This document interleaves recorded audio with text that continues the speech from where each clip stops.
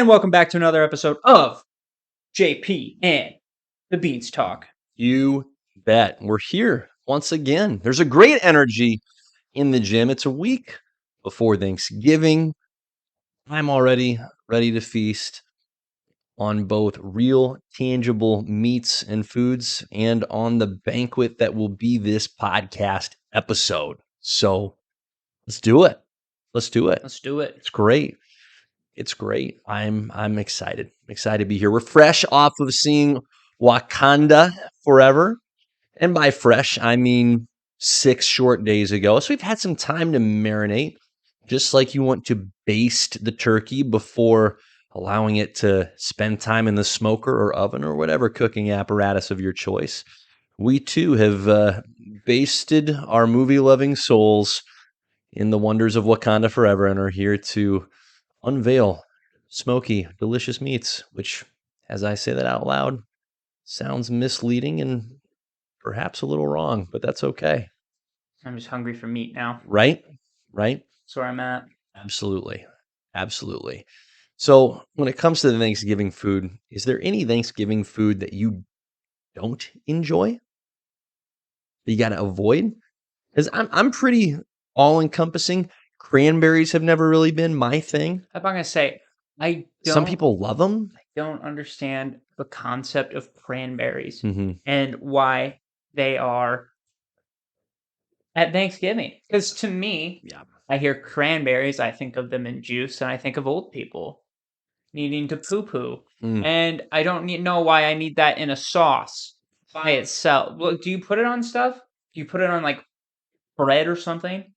People use it kind of as a secret weapon. Like it'll get intermingled with other more, in my opinion, appealing foods, whether that be the bread, the potatoes, the turkey. I don't personally get it. I don't. I mean, there's too many. Why? And here's kind of it's almost like a process of elimination question, right? It's like, hey, here's your half dozen Thanksgiving food options: turkey, mashed potatoes, right? Delicious. Let's say there's green bean casserole there. There's corn. There's stuffing. There's cranberries. Cranberries is 6th on that list. And so I'm going to fill my stomach up with things that, I mean, I forgot bread, rolls of some kind. I mean, there's too many outstanding things to settle for something that I just don't find that appealing. So See, maybe someday I'll try it. my Maybe when I'm old. my problem with it being like the secret weapon, that's what the gravy's for. Mm-hmm. The gravy's Correct. supposed to what encompass that, and you're gonna put like a weird fruit in there. But like that's by the way, it's like purple, so it throws off the whole color scheme. You know, there's lots of like Thanksgiving is a lot of like beige, okay, and it is, and that's okay. It's a lot of dull colors, okay? And I think that's because you can put gravy on it and it makes sense that the gravy's on there. Sure. So when the gravy's not on there, you're like, oh, this still goes together. But my point is, Just for the sake of color, that's not necessary. no. No. It doesn't make sense. No. I don't even know what it tastes like. And to be honest, it just is always like, I don't like how it jiggles. You know? Interesting. Stay away from me. Okay. You're not a Leave fan of the movement. No, leave that to Jell-O. You know, you're supposed to be some fruit. I never understood that. And then everybody loses their minds. You know, we used to work at grocery store, and everybody's losing their mind about cranberries via sauce or just regular berries. Or bagged, in a bag. And you're like, oh, you got cranberries? Yeah, I guess. We'll fill up half a bunker with them. Hope to God those sell. Guess what? They don't sell any other time of the year. They only want them on Thanksgiving. That's how unthrilling it is. Sometime in our life, cranberries aren't going to be a thing anymore. It's No. definitely a generational thing, and it's going to be sometime within our lifetimes where it just completely falls out. No more generations are eating cranberries. Sorry, cranberry farmers. And I'm trying to think of any other fruit or vegetable that's like that, where it's just, one holiday. And you can make the argument for pumpkins, but still, pumpkin pie comes into play for Thanksgiving. So I'm calling bullshit. And pumpkin pie is great all year round. It is great all year. Pumpkin bars are fantastic all year round. What else is cranberries in? Yeah. Nothing for a reason. Nothing. Yeah, it tells you something. Nothing. Mm-hmm. All right, I'm glad we got that out of the way. Yeah. I feel like I exercised a demon a Yeah, little I bit think you there. needed to say that. You needed to have your words about cranberries. I didn't know I needed that. Yeah. Well, Yes. and that's okay. And, speaking of mysterious, hard to understand produce, let's talk about a movie franchise that has to do with a herb that provides superpowers to certain individuals. There's my pull. There's my segue. Just a I'm little, just reaching, just a little bit hard. of reach. But we got there. I was waiting. I was like, how are we getting there? I love it. That's why we go to see Black Panther and Wakanda Forever. We're there for the produce, man. For the produce. But we saw it, and it's been a few days. We've had a chance to kind of cultivate and harvest. I mean, I'm just leaning straight into the produce metaphors here. Harvest our feelings and thoughts towards the movie. And so I think we start nice and broad, right? We're surveying the dinner table. Spoiler alerts, by the way. If you Oh, haven't watched boy. it, Yeah. we're gonna dive deep. Yeah. We're Real getting deep. we're getting in depth. So I'll do a quick recap. Okay. Quick recap. So the movie starts with a scene that I think we all anticipated of T'Challa passing right at the outset of the movie, off screen, right? We never see Chadwick Boseman aside from the Marvel intro, which I thought was a nice and well thought out homage to Chadwick, the actor, and to T'Challa, the character, to only include cuts of his time as T'Challa as opposed to the myriad of Marvel characters. So we get that scene in the opening. Shuri's trying to save him, of course, cannot. And then we get the funeral scene, and from there it really takes its time. And I think that's a theme throughout the movie where all of Wakanda is in a state of mourning, but it also jumps ahead 1 year. So we miss out, for better or for worse. We jump ahead an entire year. Shuri is in I would say, significantly darker place than her character was in the original and first Black Panther movie.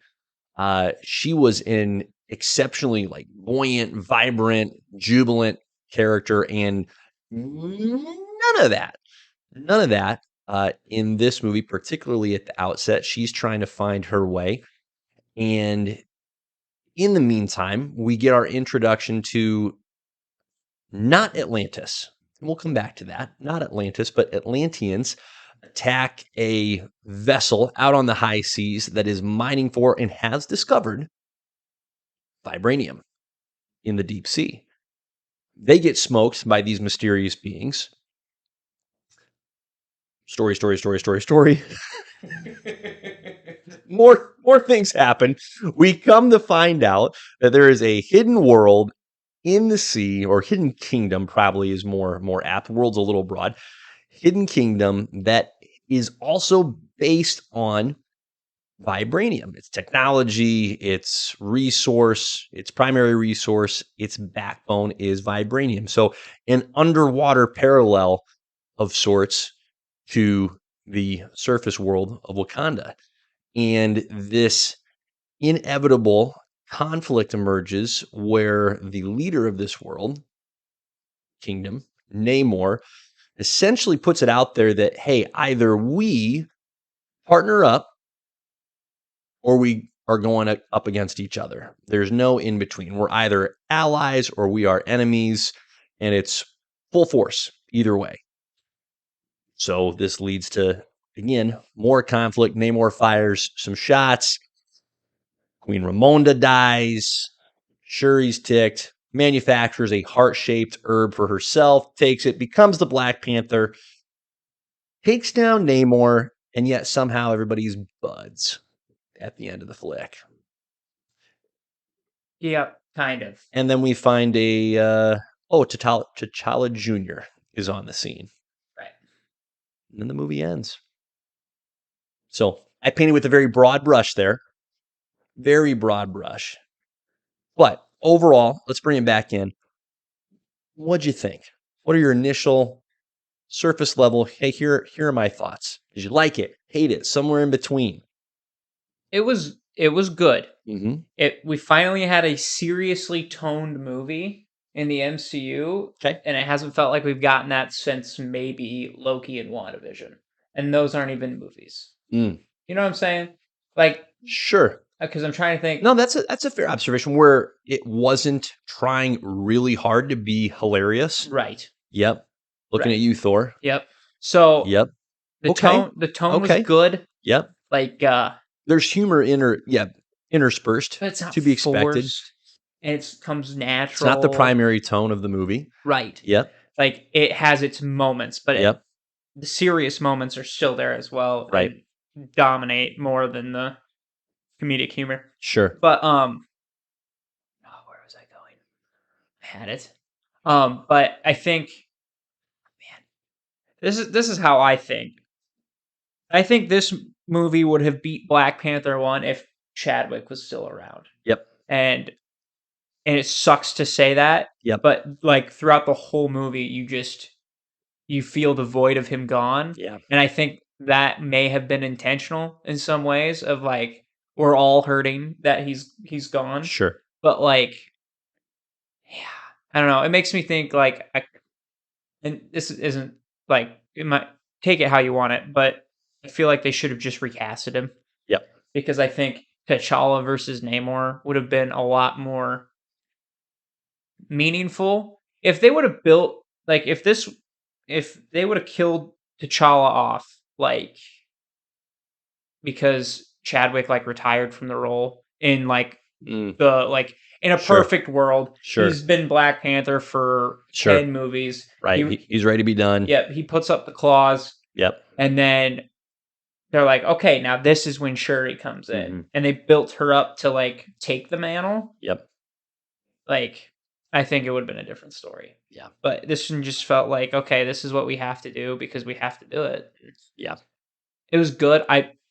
Namor was fantastic. Probably the best part of that movie was Yep. Namor by far carried it. Yeah. But yeah, we'll see. Because I don't know. I think we all knew Shuri was kind of going to be Black Panther.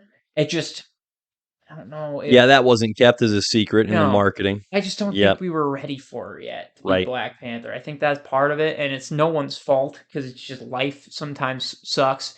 Right. And but yeah, I think that's where I'm at. I think it was a good movie. I think it's one of the better movies in the Phase 4 by far. Like Mm. I think it's definitely top 5, but from like what it could have been Yeah. if T'Challa was there, like it if T'Challa was there, it would have been phenomenal. Yeah. Yeah, I totally agree. I think it's certainly a good movie. The expectations that I had for it, or maybe even the hopes that I had for it, I don't think were necessarily met. Because my hopes were really high. I was hoping for a banger of a movie, and I'll say this might be a movie that I watch. I know I'll watch again, and when I watch it again, I might gain a greater enjoyment and greater appreciation for it. But I am very much in lockstep with you in that there is a void in this movie, and it wasn't unintentional at all. They chose, from a story perspective, to have the absence of T'Challa just hover over every aspect of the characters that we did get to spend time with. I mean, Shuri spends the entire movie burdened in a really somber fashion by T'Challa's passing. I mean, her character, I think, got cheated the most in this movie because we didn't get really an opportunity, I didn't think, to see much of a transformation from where she was when we first saw her and interact with her in Black Panther, and then where she began this Wakanda Forever movie. Like, she's just upset. She's just bitter the entire movie. And that was the one part of it that, from a tone perspective, I could mentally understand. Like, yep, your brother died. I get it. And yet it was such an abrupt change from how carefree her character was that it was hard to go from the head knowledge of, yeah, this makes sense in theory, but it just felt so off brand for who her character was. So I agree with you. I'm still going to fly that flag that you should just recast Yeah, T'Challa. And I don't think that's a disservice to Chadwick in the least. I think his performance still stands the test of time. And frankly, to just jump to the end of the movie, they're recasting him. This is their way of recasting him without recasting him. They just produced a T'Challa Jr. that I don't know if that particular character even exists probably in the not. comics. I have my doubts. Uh, so You should have just recast him if you're gonna do that. just recast him. Just recast him. I think there are some really there are outstanding actors that can carry the mantle, carry the torch, whatever you want to say, or however you want to phrase it.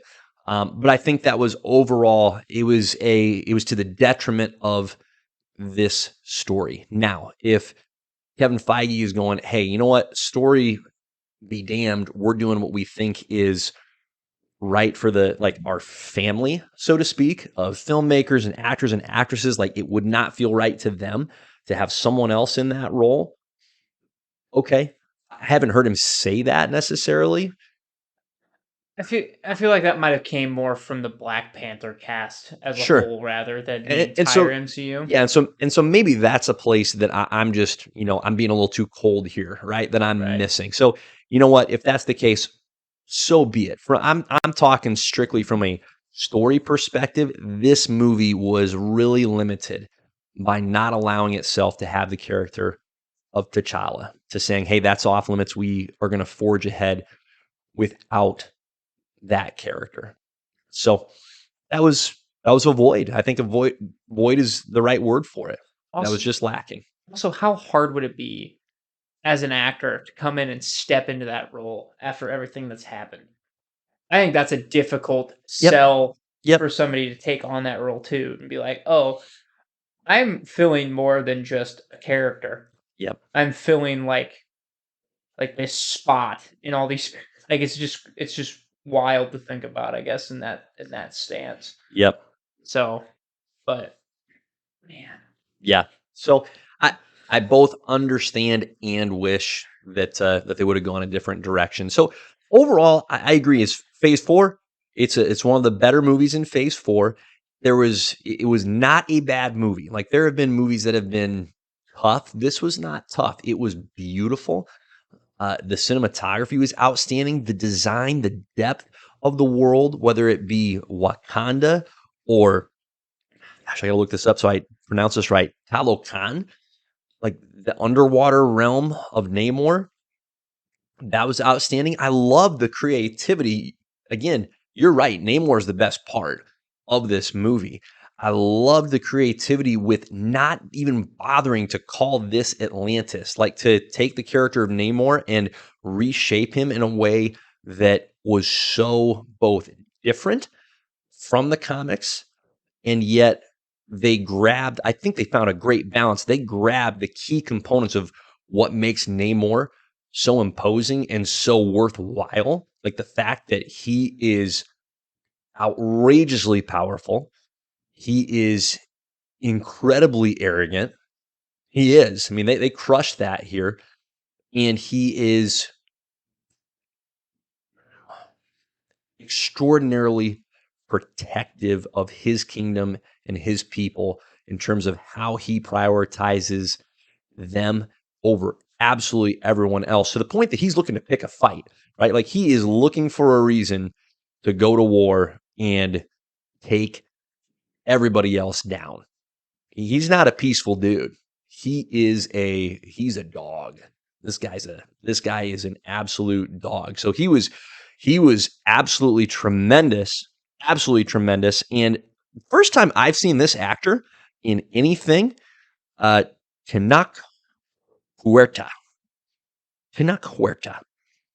I'm just looking up his filmography. I don't know what else a person could have seen him in. He's a stud. Yeah, he was incredible. So what a casting move. Right. Like to pull this guy out of obscurity.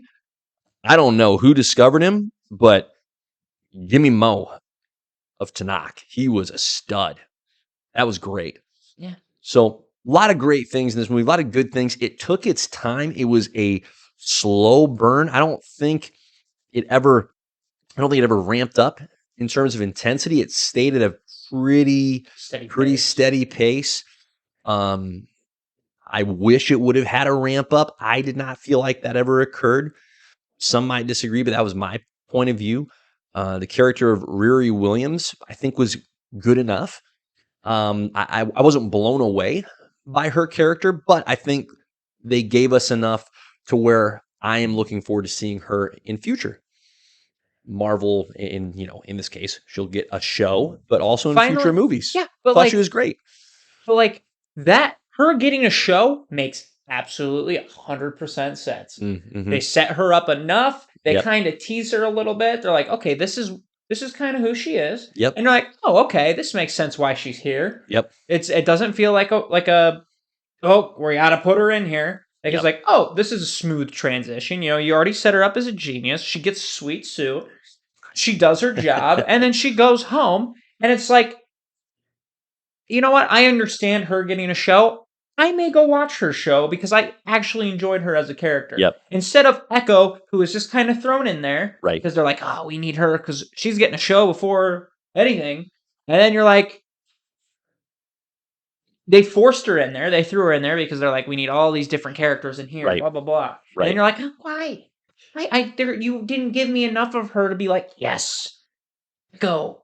Who's also like, well, I think there's a difference, right? I think the pattern, and we'll get into this later in this pod, but I think there's a pattern of when a character has been introduced in a movie and then they are given the opportunity to be fleshed out further in a show, that has typically been a stronger show than it is with a character introduced in a show and now also getting their own show. I think there's a pattern there. So we'll get into that. But yeah, Dominique Thorne, who played Riri, great. Looking forward to seeing more of her. I'm excited for her show. I'm genuinely excited. Yep. That's something I'm gonna actually go take time and watch probably. Yeah. I was tell you what, I was impressed. Something that I didn't feel was agenda driven. I think it was very organic with, hey, these are just the characters that are left to us, with Killmonger having been taken down, killed by T'Challa in the previous Black Panther movie, and then of course T'Challa being out of the picture. This was a very female-driven movie, and it wasn't a distraction. To me, it wasn't and by distraction, I don't mean, oh, it's only ladies. I mean, it didn't feel like I was being forced into an agenda. It was just, no, these are the characters. Right. This is who's here. I would have enjoyed seeing more of M'Baku just because I could watch Winston Duke playing M'Baku in his own solo movies, probably like 5 of them, before I was like, okay, give me something else. Yeah. Yeah. So I wish he would have been powered up. I wish he is so flipping charismatic. I just wish he would be given more, but I don't think he was cheated, right? I mean, there's only so much screen time to go around. So you could have given him more. He just chews up every scene that he's in. And I think that void or that lack of T'Challa just made me that much more hungry for that. Just that, I'm just going to call it just a male presence, right? Where it's just, again, you got Namor, then here's the dog on the Wakanda side.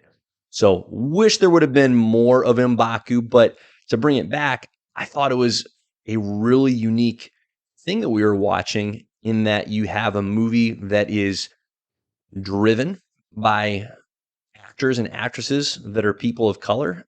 And not only that, but females. I thought that was pretty special. I can't think of another movie that I've watched where that has been the case. And I'm not an agenda guy, but I just thought it was well done. And so worth calling out, worth recognizing. Angela Bassett is a badass.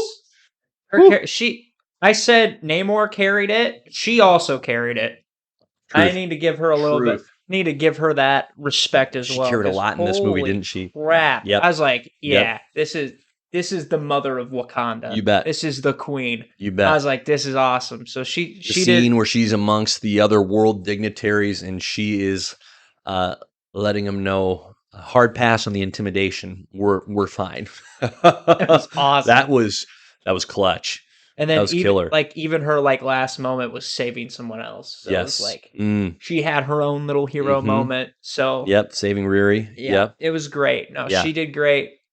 I like Shuri. I think her being around is going to be awesome too. And then obviously Okoye is solid as well. Yeah, she had her own. Okoye had a great character arc, I thought. I agree. In this movie. It went well. Yep, that was a lot of fun to see. Let's bring it back into the Namor piece. What did you think of his backstory? Dope. That's the best way. That's like the best way I can sum it up. That dude is a savage. Oh my! He is a dick, and that's what I asked for, and I think I got it, and I think we're only on the tip of the iceberg of how much of a dick he can be. Because even at the end, he's like, yeah, but now they're kind of our friends, and we can manipulate that. And it's like, okay. There's not this altruistic. Yeah, I've got this new best friend named Shuri. We're gonna be tag team. It's like, I think I got the upper hand on her. You thought I lost? No. I'm coming out ahead here. It's all for my benefit. It's like, ooh boy, what is happening? But I was like, okay. So him killing all those humans. Oh my. And then no emotion as a child. Oh my. That's grim. That's psychopathic vibes, dude. Yep. Psychopathic. And then Namor, the origin of his name is just what was it? Man without feelings or something? Or the child without emotions or something like that. Yep. Without a soul, something to that extent. I was like, okay, I don't know if he had that origin for his name. No. Back in the comics, but that's kind of badass. No. So it's kind of cool that he's always been a badass, and he's almost he's hundreds of years old. He's almost immortal. That was right. That was an unexpected aspect of his character, that he is centuries old, that he is, in that respect, he is as close to the father of his world as any character that we've seen, right? We've seen deities in the sense of, hey, Thor is the god of thunder. He's the ruler of, Loki, Odin, they're the gods of Asgard. But this is a different, almost more intimate level of, he's dad. He's great grandpa to all of these people that he cares for. And I was really intrigued, and I enjoyed the intentionality with which they juxtaposed Wakanda and its origins with vibranium, and how the legend of Namor's world, Talokan, was so similar. It's like hearing the story of Wakanda, but in Namor's version, right? In this Mayan version. And I think that was such just a stark realization for the people of Wakanda to go, wait a minute, we've believed ourselves to be unique, for this to be our story, our way of life, and we come to find out that, well, there's this other nation that's doing the same thing and has been doing the same thing for a very long time, and exceptionally formidable at that. So I thought the backstory was outstanding. It was tragic, so it made the character of Namor, it made sense, and the story did such a good job of showing, right? Hey, here's why he is who he is. He doesn't just monologue and tell us, well, this is who I am, and we have to accept it. It shows it to us, and that's powerful storytelling. It's really well done. Really well done. So I agree. Looking forward to seeing more of Namor in future films. What we got in this round one was electric. So absolutely the highlight of the movie for me as well. Yep. I think I think one thing that we have to talk about, it's probably one of arguably the best part of this movie, is Shuri eating the herb, Mm-hmm. and the person that she Mm, meets is Killmonger, right. which is not how at all how I thought he was going to come back. If he was Mm, going to come back, mm-hmm. badass moment. Yeah. That moment was sick. I didn't expect him to bring Killmonger back at all. So that was quite the surprise. So for him, Quite the surprise. gosh, for him to have that moment with with Black Panther. I mean, she is Black Panther, but for him to have that with Shuri, I was like, oh, it's like they kind of are. And then she never to this day shared who she is in that thing. That was Right. awesome. And Right. I was hoping it was going to be T'Challa, even if I was hoping in some point, even like when she was about to die in that end fight, I was like, you have got to show him. You've got to show him. Even Yeah. if he just like shows his face and says Shuri, and that's it, because that's what you had to work with. Perfect. It would have been awesome. I think that would have been icing on the cake if we could have seen that visual of him, because I was hoping that we would see her interact with him in some way, shape, or form Yep. in the spirit realm, Yep. even if it was just him in the background. Like I know they used the Queen, but Yep. like it Yep. would have been cool to see him behind her or something in that line. Yeah. But yeah, Killmonger, that was a twist I didn't know I wanted, Mm. but was like, Yeah. Yeah. I agree. I thought that was well structured to help again show us how dark of a path Shuri was on, right? For her right. to be adopting the way of Killmonger, the greatest enemy that her brother had known, like that's when you know you've gone over the dark side, where you're going, the bad guy actually sounds pretty good here. I'm doing things his way. That was really, really effective. Yeah, really effective. Okay, we've done a good job, I think, of highlighting the pros, the positives. Let's touch on some of the negatives. Just take a brief trip here to Negative Town, because there were some what's in this movie that need to be acknowledged. Few for me. I'm going to start with this one.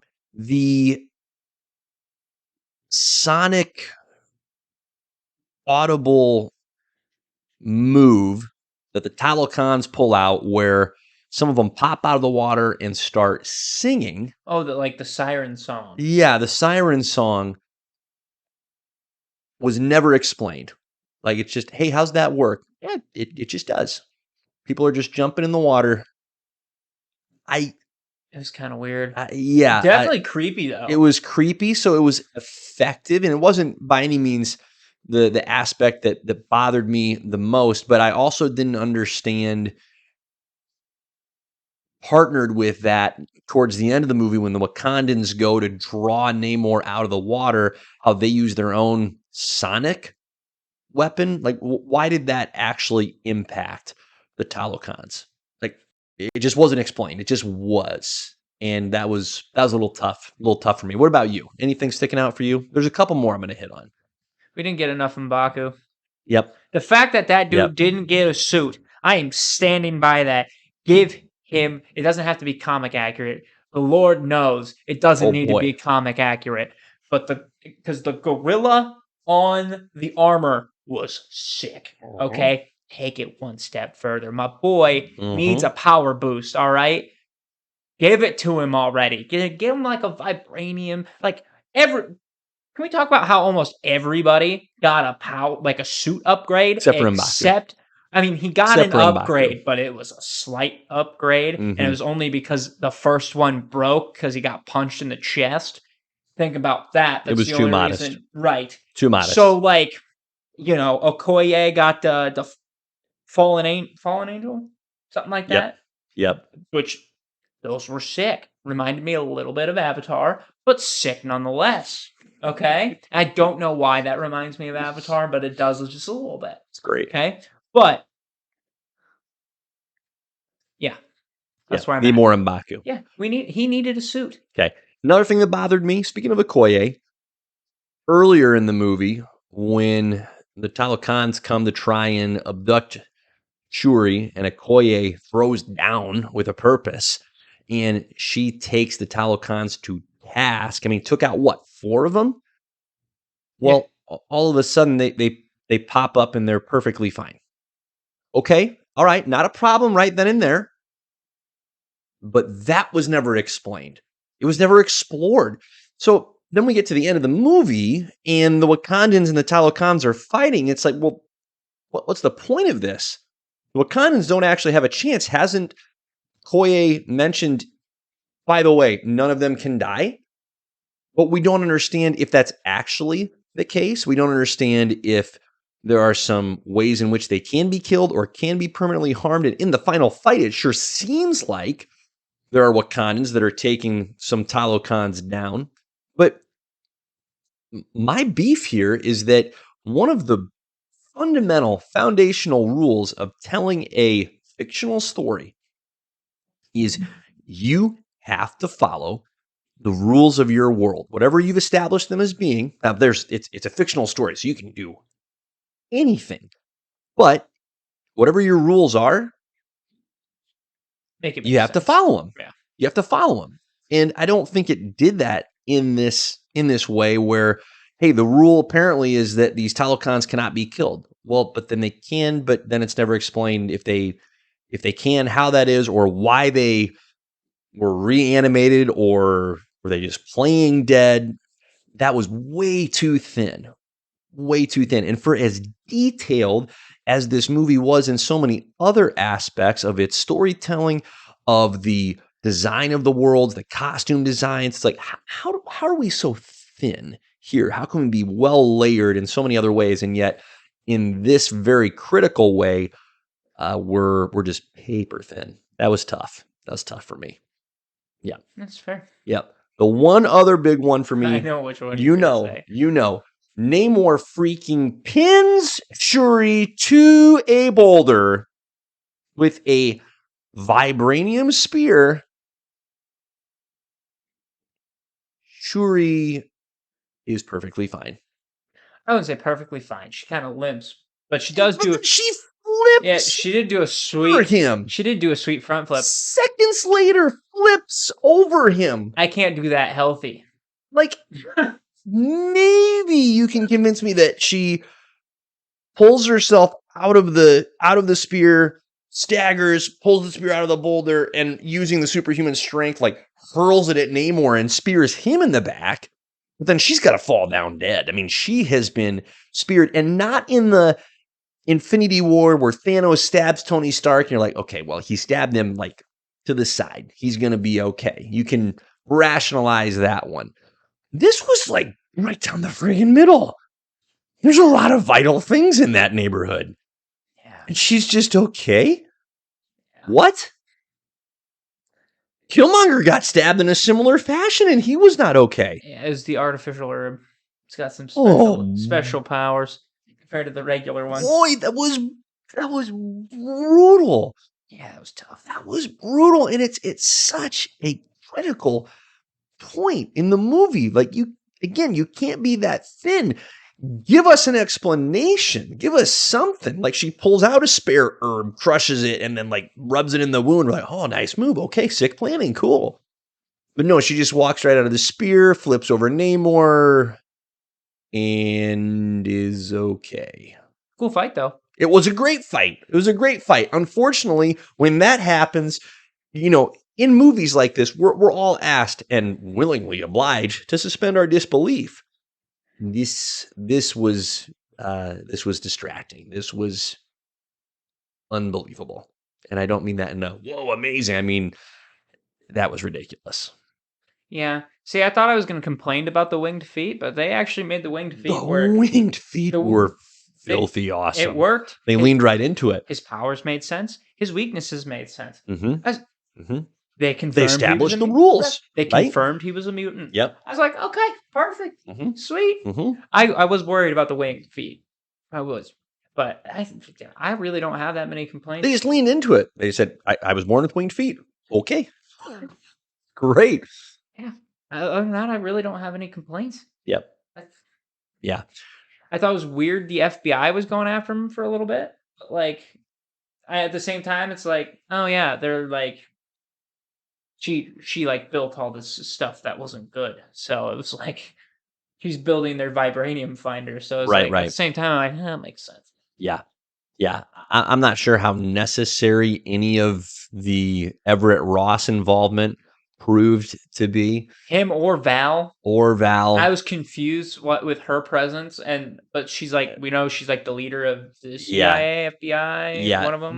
That was clearly a, hey, remember these guys are out here like trying to provide a thread back to the wider MCU. But I think it'll make more sense in Thunderbolts because I think she probably wants her hands on some vibranium. Yeah. Maybe give US Agent his own vibranium shield. Yeah, it didn't like. On the one hand, I'm not certain that it detracted from the movie, but I don't. It didn't. I'm not sure how it benefited the movie either. It was just a net neutral. It's like, okay, that was there. Yeah. Yep. We know we're in the MCU. Also Thanks for the reminder. Also, the weird thing that they're like, yeah, we're like ex-husband and wife, and then the little like, why? Yeah, I was like, why? That felt odd. That That felt felt like forced. oddly placed. That And then they felt were like forced. flirting, but they weren't flirting. Yeah. And then they're like, oh yeah, I knew you were full of shit the whole time. I was like, Mhm. what is happening? Mhm. Yeah, that was okay. That was tough. Yeah, a little forced there. All right. Anything else before we move on? Anything else you want to hit on the Wakanda Forever front? I think that hits it. Yeah. I think that hits it. Good movie. Solid. Good Solid movie. Not an all-time great like the original Black Panther, but a worthy sequel. So, all right. Well, with Wakanda Forever's release, my boy Riles, we have come to the end of Phase 4. And a full phase it has been in terms of quantity. I would like to take advantage of this opportunity as we have been patient waiting for this moment to now pull the lens back and say, okay, now that Phase 4 is over, what did it get right? What did it get wrong? And perhaps most importantly, where do we go from here? So, your thoughts, Phase 4. What'd you enjoy about Phase 4? What do you think that it got right? Well, first of all, they set up Kang. Mm-hmm. So he's gonna be a threat. Correct. You know, I think they've really touched on the fact that the multiverse is out there. Mm-hmm. Spider-Man did a really good job out of all the ones bringing in the multiverse. I didn't think it was going to be Spider-Man. Wow. It really feels like the theme for Phase 4 was just trauma. And I said that before, but like it started with trauma, it ended with trauma, and it was trauma all in between. Mm-hmm. So interesting. I haven't I haven't seen everything in Phase 4. You haven't seen everything in Phase 4 because we haven't seen Werewolf by Night. You and I haven't. Correct. We haven't seen Miss Marvel. You and I haven't. I still haven't seen She-Hulk, and I almost at this point I kind of refuse. Keep that void in your life. Right, I'm kind of there. Yeah. So outside of those three, like it's just kind of some status quo changes. We have a new Captain America. We have we had the arc of Wanda becoming a villain and now she's dead. So that's another Avenger off the market. Like I'm just trying to think of we have Hawkeye. That's our only Avenger. He's hanging around. Hard to kill him and Hulk. Because otherwise it was like trauma and it was like legacy. So we have a new Black Widow. We have pretty much a new Hulk in the sense of She-Hulk's probably going to be taking over more in that sense. We have a new Hawkeye coming in. Sure. Whether or not, like, we'll see how long Clint is still there. Yeah. But, like, it felt like it was a lot of mantle passing. It's almost like a transition phase in a Yeah. sense of like, Yep. okay, It's yes, a bridge phase, right? right, Like we have to move on from what was that original story arc came to a really crisp conclusion. And so now we're jumping into or trying to get to that next chapter, that next part of the story that takes time to build or rebuild the world. right. Yeah, And I mean, and yes, it was a little rushed, and I think COVID might have put a little damper in that. sure. I'll give them the benefit of the doubt in that Impacted department. things on the production side, no But question. but hopefully now they'll take their time and a little bit with phase 5. I don't think it needs to be in 2 years. I think it can be a 3-year, 4-year span if you want it to be. Yeah, I don't think there's any reason to be rushing it. And I no, think no. so hopefully they take, especially with their shows, they need to take their sweet time Yep. with their shows. So, I mean, yeah, that's where I'm at. I think it's a transitional phase, Yep. and it's so trauma focused. It is Mm, so trauma focused because Scarlet Witch, Vision dies. yep. Falcon and the Winter Soldier are dealing with Captain America's death. Right. I mean, Shang-Chi's mother died, yeah, that right? one was kind of like your Spider-Man typical. Far From Home, Oh, Aunt May dies. yeah, No Way Home. Aunt May died. Yep. That was I'm sorry, I say Far traumatic. From Home, No Way No, Home. you're good. Yep. Thank you. Shang-Chi's felt more like natural because it was like, well, and let me just say this, like It's like Shang-Chi's there was has to like, be tragedy, right? right, this is a hero's story. They Yeah. lose someone important. In this case, it was his mother. Yep. He didn't really know who his father was, Mhm. correct? Mhm. Mhm. So for that transition, I was like, that Well, what he makes knew about his father wasn't right, great. and he's a dick. So yeah, but Aunt May dies. And it was Oof. brutal death, by the Oof. way, Yep. brutal. Um, Loki is dealing with all his trauma and himself. Black Widow had the trauma, Yeah, Loki's almost its own animal, isn't it? right? Yeah. Black Widow is too, kinda, and then Hawkeye's dealing with the trauma of being a surviving member of the Avengers with Black Widow having passed. right, Yep. Black Panther dealing with the death of T'Challa. Yeah. Um, Very Thor, loss, yeah, trauma loss oriented, right? right? Jane Foster having cancer, Mm, and mm. maybe I'm crazy. Maybe all hero movies have a little bit of trauma, but this just felt Felt a kind of little heavy. heavy. Sure, I mean, Moon sure. Knight, dissociative identity Yikes. disorder, dealing with that, and then his terrible mother, his awful mom. No wonder he had dissociative And the identity loss of disorder. his brother. Yeah, Right. yeah. So he almost died like twice. So my point is, lots and lots of trauma. So hopefully, and to be honest, it feels like Ant Hmm. Man and the Wasp is going to keep going down that lane because I think old Scotty's going to get his ass kicked. I think Kang's going to kick some ass. I don't think Kang is going to get beat in that movie. I think he's going to be doing the beating, and then he's just going to kind of f off in a sense. Could entirely happen. Yeah.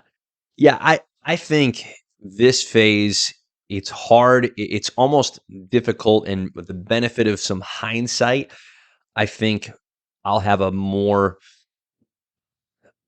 solid grasp of what phase 4 was meant to be.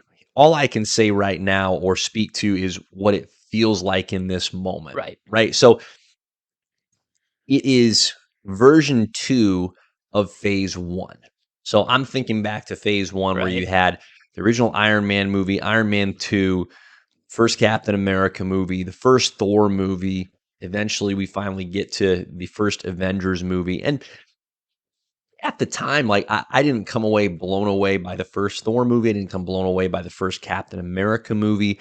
But as more of those stories were developed and revealed in phases 2 and 3, I've enjoyed going back to Iron Man 2, Captain America, the first Avenger, heck, even Thor, which still isn't great. But even going back to that movie, I can appreciate and enjoy those particular movies more because I know what comes next. And so I can, yeah, just enjoy their origins more so than I did the first time watching those movies. Like, for example, seeing the relationship between Steve and Peggy, knowing how critical that relationship becomes and remains, I should say, for him throughout his character arc. That's beautiful. Like, that's really much more enjoyable than it was the first time I watched that movie. So there's going to be, I think, opportunities for a lot of what we saw in Phase 4 to be enhanced by what comes after it. This felt like a foundation laying phase. Now, it also was too much quantity. It just was, because I don't know what I'm supposed to actually focus on Right. as a fan. Like, we were all over the dang place in one phase. I mean, you have Eternals. Like, that has to be perhaps the most forgettable Oh, yeah. Marvel movie that there is. And I don't mean in the sense that, hey, it wasn't good. I mean forgettable in the sense that if nothing ever comes from that, who would know? Who would remember? Right.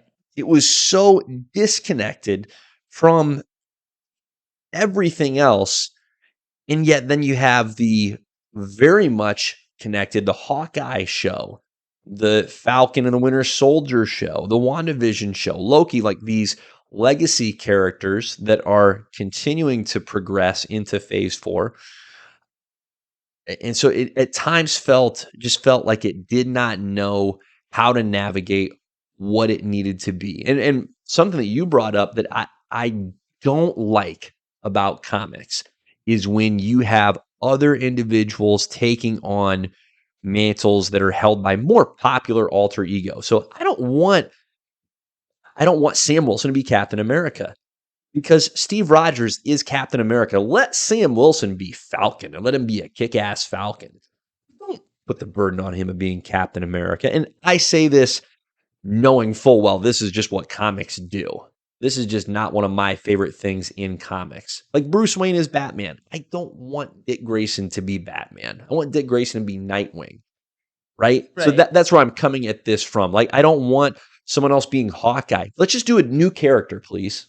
Like, I would rather have a new character. So Moon Knight, okay. I didn't love the Moon Knight show personally, but I would rather see Moon Knight than another person shooting trick arrows. That's where I'm at with this. So this felt like, hey, we're trying a lot. Marvel is throwing a lot of stuff out there, and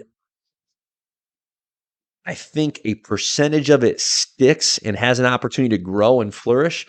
But there's also, I think, some necessary culling that has to take place where they go, you know what, this character, we can include them, but they need to be kept minor.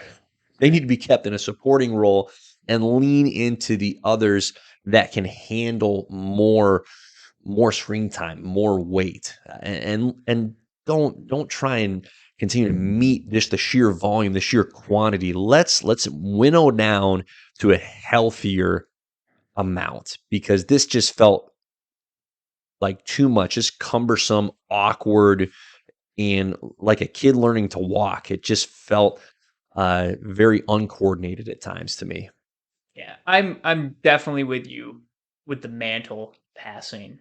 Like, it's cool to explore for a storyline, Hmm. or because I know how successful Jane Foster's Thor was. Hmm. And I think Marvel did Yep. this in comics Yep. 10 years ago, 7 years ago, something like that, where every character that was a main Avenger was replaced. Yep. But, like, Yep.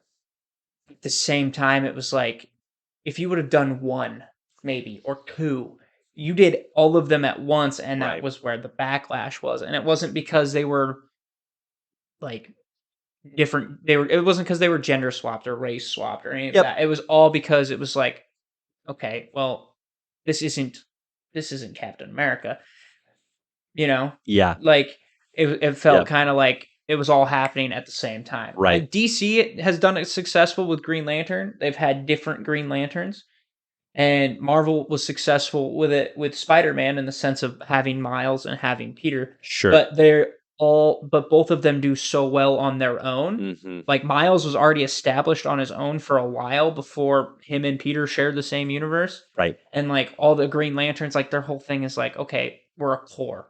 There's going to be Correct. more than one of us. Correct. That's such an So, organic aspect of those characters. right. They're literally supposed to be characters in the plural, not character in the singular. Yeah. Even with the Flash too, you had Wally Mm, West and you had Barry Allen, and I think they're yep. both still the Flash right now. But And I genuinely don't like that. Like, that is awkward to me. I don't care for it. that's fair. Yeah. So this is a personal preference thing. I'm not saying it doesn't or cannot work. I'm saying for me, it's I don't need Supermen. I want a Superman. I don't need Captain Americas. I want Captain America. And again, it's nothing against Sam Wilson, the character. I loved the show and I thought where he ended up, okay, listen, it made sense. I just, it's not, in general, it's just not for me. I think in a realistic sense, like a lot of those aren't mantles. Mm, Like Captain America has never really been a mantle. mm-hmm, It's been Steve Rogers. mm-hmm, Like mm-hmm. I'm trying to think of one that's more of a mantle base. Like Batman is not a mantle. Yep. They always are like, who's going to take up the mantle? No one's taking up the mantle. Yeah. It will end up being Bruce Wayne finding a way to live on forever and stay as Forever. Batman. Forever. So it's just, there's not like, technically, Black Panther is a mantle. That's an established mantle. Sure. Shuri has been the Black Panther. Yep. T'Challa is usually the main Black Panther, but Yeah, they there's also some it's highlight- woven into the design of the character where there's legacy there, right? Right. There's an intentional construct that says, hey, this mantle's a great word for it. Like there are multiple individuals that are going to bear this mantle or carry this mantle. It just feels like we're forcing it too much. Like, hey, we need another Black Widow. And again, Yelena's a great character, but she needs to be her own. She needs to be Yelena. She doesn't need to be a Black Widow. And see, that one's kind of weird because Black Widow is like the position. Mm, So it was like mhm. if She-Hulk went by lawyer, you know? Yeah. It's kind of one of those weird ones. Black Widow became a mantle. Right. Yep. So I think Yep. for Black Widow, because I think Yelena ends up being the White Widow in comics. So Sure. maybe and they kind of hinted at that a little bit with the white Yep. suit. So Yep. we'll see. Yep. We'll see. But like I don't know. Yeah, I think this was a finding of their way. We'll see with Phase 5 how well they did. I agree with you. I think the introduction of Kang is one of the certain positive takeaways from this phase. The multiverse, I don't think we're done with that exploration. I think we're going to enjoy that revisiting of Phase 4 in the future a lot from that particular point of view of, oh, wow, this is when we first found this out about the multiverse, whether it was in Spider-Man No Way Home or Doctor Strange Multiverse of Madness or, oh my gosh, I just blanked on another Loki. example. Thank you. Loki. Yep. Loki was such an outstanding exploration those are of our that. main three. Yep. So I think that is going to be a real strength of this phase, both in the present and in particular in hindsight. And I think it's fair to say that this is also going to be one of the just weaker phases as more phases continue to be developed. Something this phase was lacking that each previous phase had was a team up movie. We didn't have a team. We didn't have. I was thinking that. Right. And so I think it lacked a common thread of here is what we are building towards. It never culminated in a tangible way within this phase. We know we're headed towards team ups in phase 5, but the fact that we didn't get that team up in phase 4, I think that's part of what makes this phase, for as big as it was in terms of quantity, feel like it just lacked cohesion. We never got anywhere. A lot of things happened, but where did we end up holistically? There were some really cool individual character arcs, but there wasn't that unity that was so apparent in phase 1. Like, hey, we're getting to an Avengers movie. We know that Thor, that Iron Man, Captain America, that they're all going to end up in this same movie for a team up. And at the time, right, that was unprecedented, unheard of. And so it was spectacular when we got to see it. And it was spectacular again in phase 2 with Age of Ultron. And it was spectacular again in phase 3 with Infinity War and Endgame and Civil War. I mean, the team ups just became habitual. And so for us to not have a team up of any sort in phase 4, I mean, aside from Wong, he's the guy. Coulson He's the of Agent this Coulson. phase. Him and Val He's- holding everything together. Wong is there, man. He's the guy. So I think that was probably the biggest and most clear miss to me, and the sign that there was a lack of clear, hey guys, here's where we're headed in this phase. It was just throwing a lot of things out there. And so I hope there's improvement in latter phases. And I'll say this, it is difficult. It's really difficult when the expectations are high. And that's something that phase 1 never had to deal with, was high expectations, because it was all new to us. The characters, the concept of the superhero movie team up. Now we've seen it done and seen it done spectacularly well. Now phase 4 has to deal with this burden of, well, Marvel crushes it almost every time. So these are going to be absolute bangers. That's hard. That makes it more difficult to meet expectations when the expectations are lofty. I think they can get there in phase 5. I think there's lessons to be learned, but it's going to take more patience than what we saw in phase 4. Less quantity, spread these movies out, and we don't need all these shows. Let's pick characters that are actually worth hanging out for 5 to 6 hours with, instead of so much filler in these shows. It just got thin. So there needs to be that common thread. There needs to be somewhere that we're going in phase 5. And I think we're going to get there, Riles. I think so too. I'm hopeful. Anything else you want to say in terms of phase 4? Nope. Okay. I'm good. Except we do have one more thing. Well, on that note, it is time for a classic JP and the Beans Top 5. And staying on the Marvel, staying on the MCU, staying on the Phase 4 theme, we are going to give you, dear listener, our respective top 5 movies and or shows from Phase 4. Our final one. Final one. Now that we're through Phase 4. Yeah, this is it. Without some stuff. Yep. So, quick recap, run through of the movies that came out. Going in chronological order. Black Widow, Shang-Chi, and the Legend of the Ten Rings. Eternals, Spider-Man, No Way Home, Doctor Strange in the Multiverse of Madness, Thor, Love and Thunder, and Black Panther, Wakanda Forever. And then on the TV show front, WandaVision, The Falcon and the Winter Soldier, Loki, What If, Hawkeye, Moon Knight, Ms. Marvel, I Am Groot, and She-Hulk, Attorney at Law. So a whole batch of content there, Riles. Whole batch of content. We're going to start with number 5.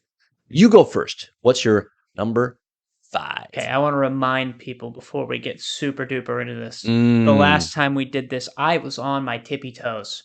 Okay? Scrambling, trying to figure out what my top 5 is going to be. Not this time. Beans' mind is like a old steel trap up here. Wow. From all the wisdom he's gained in his 24 years of living. Way to go, Beans. Yes, thank you. Way to go. So, at number 5. Yep. This list is going to be very different.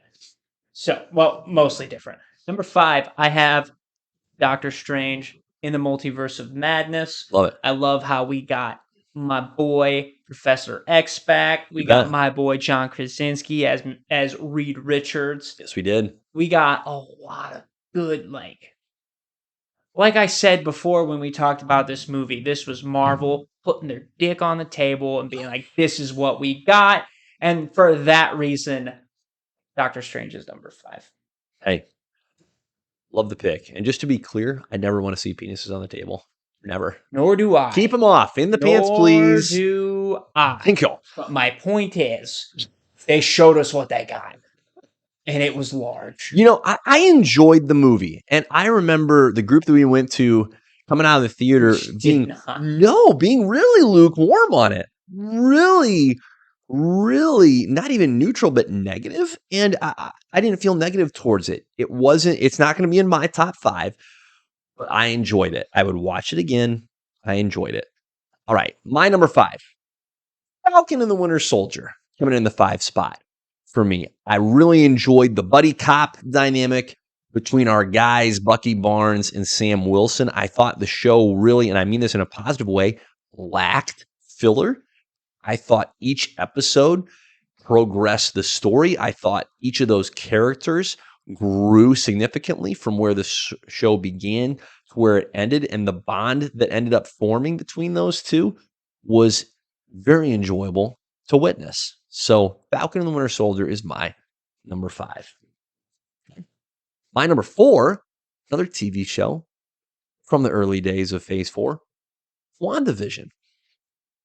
After I got through the first 2.5 to 3 episodes where we could finally understand what in the flim flam was going on, I was in. That hooked me. In particular, the fleshing out of the backstory of Wanda in the second to last episode was one of the highlights for me of Phase 4, where we get to see her and Pietro growing up, watching the TV shows that she eventually bases her fictional life with Vision around, was really, really strong, powerful, emotional storytelling.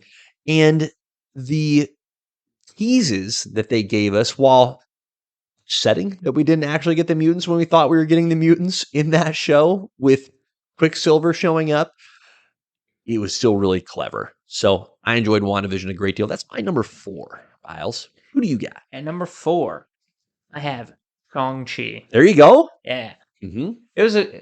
Shang-Chi was a nice, fresh, like, change of pace when it came out. It was different. We got introduced to a new side of Marvel. You bet. With the Chinese lore. The Kung Fu. The Kung Fu was fantastic. It was. The action scenes in that movie were great. The fight on the train was sweet. Yep. Now, was it the 10 rings that I wanted? No. Mm-hmm. But 10 bracelets. Yes. Knock off Mandarin. Mandarin number 2 was a lot better than Mandarin number 1. Yeah. So I was cool with it. Agreed. Agreed. Yeah. That's where I stand. Number 4. Great number 4. Right. What do you got for number 3? Number 3. I got Wakanda Forever. Okay. Number 3. And I know T'Challa's gone. But the characters carried that movie so well. Like we talked about earlier in this pod. Angela Bassett as Queen Ramonda. Dope. M'Baku. Dope. Namor. Dope. Shuri did her thing. Dope. Okoye. Dope. There's one more. Let me come up to it. Riri was good, but not her. Who was it? Oh, Nakia. Yeah, I thought we didn't talk about her very much Good call. Earlier. Yeah, we blazed right over her character. I feel like her role in this movie was way better than in the first one, because in the first one it felt like she was just kind of a love interest. Sure. This one, she's like, oh yeah, you were kind of like our secret agent on the inside. She flexed. I was like, yeah. Okay. Yeah. Let's go. Yeah. All right. So. Good call on your part. So. Number 3, Wakanda Forever. Okay. And the Killmonger twist. I like that pick. Well reasoned. My 3 is Shang-Chi. So similar to your number 4 slot. And agreed, it felt very fresh. It felt like a really, really well-constructed, so not necessarily original, but enjoyable origin story. And I wouldn't say that was a strength of Phase 4, telling origin stories of characters, but Shang-Chi is an exception to that rule in Phase 4, and I really was delighted by the action scenes. They were terrific. It was a bit ludicrous at times, but not in a distracting way, just more in a hilarious, there's a dude with a sword for a hand, Okay. Sure. Why? It's a comic book movie. Why not? Why not? I think there's potential for the 10 rings to grow into what we would desire it to Oh, I be. think it will. So there's a lot of hope for the future. It did tease and hint at the multiverse. I had forgotten until we're just now the dark demon beast that they duke it out with at the end. Right, is allegedly from a different dimension. So I forgot about that particular aspect of it. Certainly flawed. Certainly some suspend your disbelief moments of really. So that Katie chick can all of a sudden just ace it with the bow and arrow. She practiced for 30 minutes. Okay. I forgot there's a dragon fight in that movie too, by the way. Yeah. Just remember that. Oh no, 2 dragons duked it out. Or Right. 1 dragon and Right. 1 weird It was bat fun. soul-sucking creature. It was fun. So good movie. Really good movie. Wong had some great scenes in it as well. Absolutely. Lot of good positives from that one. So big fan of Shang-Chi on my end. So my number 2, Loki. Huge fan of that show. Now, I'm still frustrated that it did not resolve in a, for me, satisfying way for the end of the season. Like it ended, it's like, you can't end there. You can't. Like there were so many questions that the show in season 1 had raised that did not receive a tangible, satisfying answer. But I understand it's one chapter of more to come. But I was very surprised with how much I enjoyed the show, how much it gripped me, its exploration of the timekeepers, the character of Kang reveal in the last episode. Owen mother-loving Wilson remains a delight and a national treasure. And the second to last episode, where we get the various forms of Loki from other universes, in the scene where the classic Loki is constructing this construct of Asgard was pretty powerful. Pretty good stuff. So really, really enjoyed Loki. It was clever. It was in depth. Again, I knock it for the lack of resolution at the end of the season, but I love me some Owen Wilson. Hard not to love it. That's my number 2. So my number 2 wasn't even on my list the last time we did this because I didn't think hard enough. And I look back as like, it had probably arguably one of the best fight scenes in all of Phase 4. I got to take Falcon and the Winter Soldier at number 2. The fight scene with Falcon and Bucky with U.S. Agent, fantastic. Wow. That fight for the shield, phenomenal. U.S. Agent, actually kind of had a okay, this arc makes sense. Yes. Kind of going down the crazy path. Developed I enjoyed his arc way more than Flag Smasher. Yep. Was the most forgettable person in there. Yep. That's just how they did it. But like him and even the relationship with his partner, I thought was really cool. Agreed. Yeah, no, totally agree. Because that was what kept him grounded. Yeah. In a sense, was his buddy. Very and much as so. soon as he lost his buddy, Yep. it's like, oh, dude, I get it. Yeah. Like you lost your best friend, I get it. Yep. So it was well constructed. Yeah, right. So those fight scenes, I'm taking that at number 2. Hopefully, Bucky becomes the White Wolf. You bet. That's what I'm looking for. You bet. We're going to get some of that action. There's no question. Okay. Is there any doubt what our number 1 is? I mean, not really. There's not. No. At the same time? You bet. 3, 2, 1. Spider-Man. I was going to say Black Widow, but words didn't come out of my mouth. No, Spider-Man No Way Home. I totally wet the bed there. I couldn't eat. My mouth. Red Guardian. My mouth didn't even want me to process that. That's where that went. It's incredible stuff. Spider-Man No Way Home. Wow. Not even close. It's not that. It's at the top, and it has ever since it came out. We said it at the time, and it has remained a distant number 1. Not even close. No, to everything else. It is as good as it gets. And we said that when it came out. We're saying it still here today.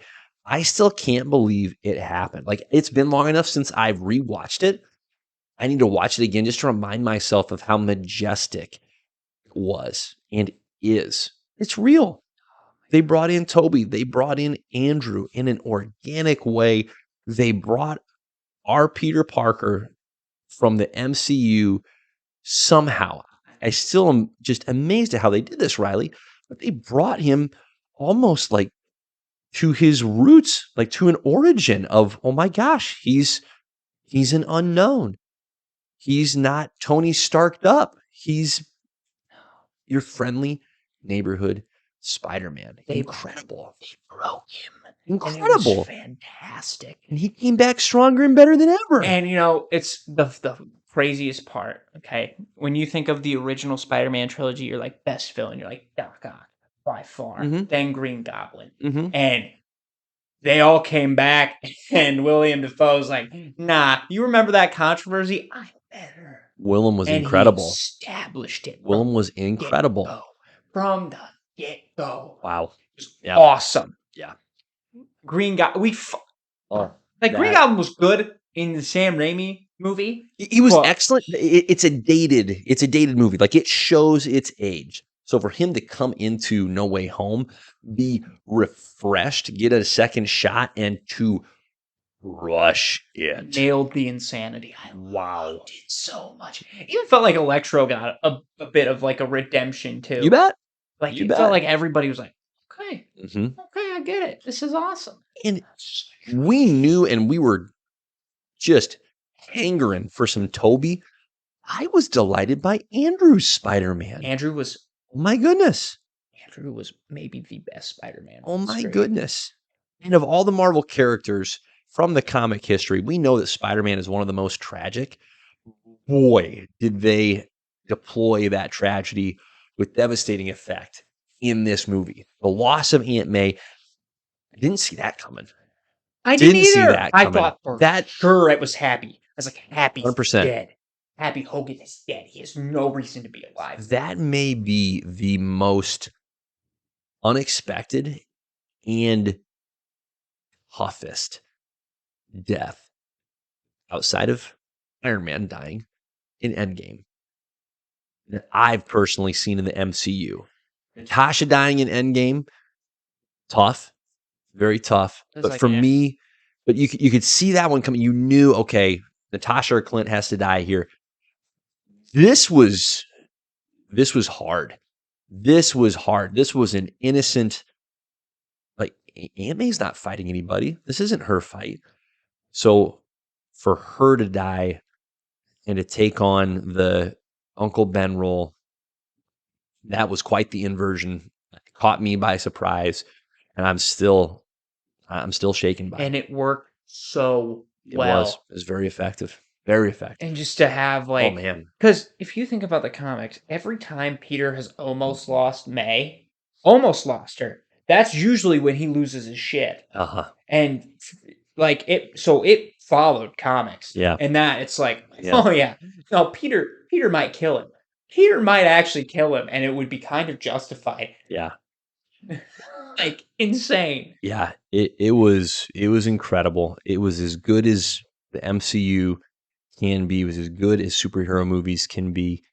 And for all of the what I'm going to call the unfulfilled potential of Phase 4, Spider-Man No Way Home is going to consistently stand at the top as a beacon for, here's what we can do. Here's the best that we can do. Shoot for that, because that was an unprecedented combination of the fresh character of Peter Parker in this particular iteration of the MCU and the legacy of what had come before. And it enhanced. It did not detract from it. Enhanced the legacy, and that was majestic. I'm not sure how we'll see that topped. It's insane to think that we got a Spider-Man movie where I'm like, I want more from each one of those Spider-Men, compared to the fact that we might have 3 Batmen and I only want to see one again. And it's like, and 2 of them, you're like, why are they even Batman? it's like whatever. Yeah. But It was great.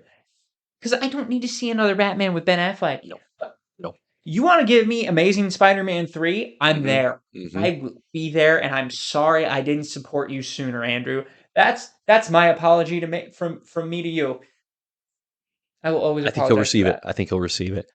So there you go. Well, there's our top 5 from Phase 4. Again, it's been quite the phase. A lot to digest, and looking forward to seeing what comes next. For all the unfulfilled potential, I think there's going to be a lot. There's still a lot to look forward to in Phase 5, and I do think that lessons will be learned and applied as we see Phase 5 unfold. I think there's going to be some trimming back on the TV show side. That's my prediction, and I'm looking forward to seeing what comes next, my man. It's going to be great. So I'm ready. You bet. Hey, anything else you want to hit? We've been hammering away for a bit here. I think that's it. Yeah. Well, thanks for sticking with us, folks. Yeah, We of appreciate course. it. Yeah. On that note, go check us out. YouTube, Do JP it. and the Beanstalk, TikTok, Magic Beans Productions. If you Mhm. like listening to me and you want to hear me Yes. in a more unfiltered environment, even than Get it. now, because I said Get that straight beans. I mentioned wieners like a couple of times today, so Wow. I apologize. Beans right out of the field, not even canned, not even bagged. These are just field beans here. Field beans. Go check out Cloudy with a Chance of Beans. And then oh man, what else I got? I think that's it. That's it. You did it. You crushed it. So, Happy Thanksgiving, everybody. happy We'll look forward to Thanksgiving. seeing you after the holidays. You bet. God bless.